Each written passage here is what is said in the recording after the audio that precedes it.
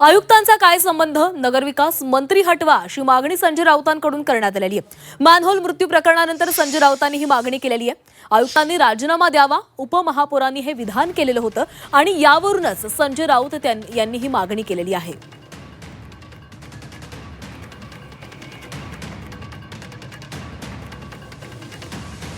तर आयुक्तांचा यामध्ये काय संबंध आहे? जर राजीनामा घ्यायचा असेल तर नगरविकास मंत्र्यांचा घ्या, नगरविकास मंत्री हटवा अशी मागणी खासदार संजय राऊतांनी केलेली आहे। काल उपमहापौर संजय घाडी यांनी आयुक्तांवरील कारवाई संदर्भात वक्तव्य केलेलं होतं आणि त्यावरूनच संजय राऊत यांच्याकडून ही मागणी करण्यात आलेली आहे।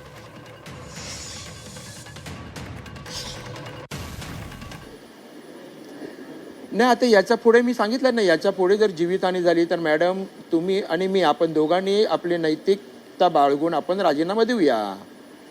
आम्ही किती वेळ उत्तर देणार मुंबईकरांना? एवढ्या कमी वेळामध्ये अगदी आठवडा पण नाही झाला पावसाळा सुरू व्हायला, 2 त्या ठिकाणी मृत्यू होतात, एक लहान बालकाचा आणि एक 48 वर्षाचं।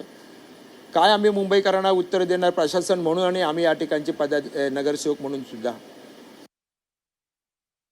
आयुक्तांचा संबंध काय अशी मागणी याच्यामध्ये? खरं म्हणजे नगरविकास मंत्र्यांना हटवायला पाहिजे। नगरविकास मंत्री जे आहेत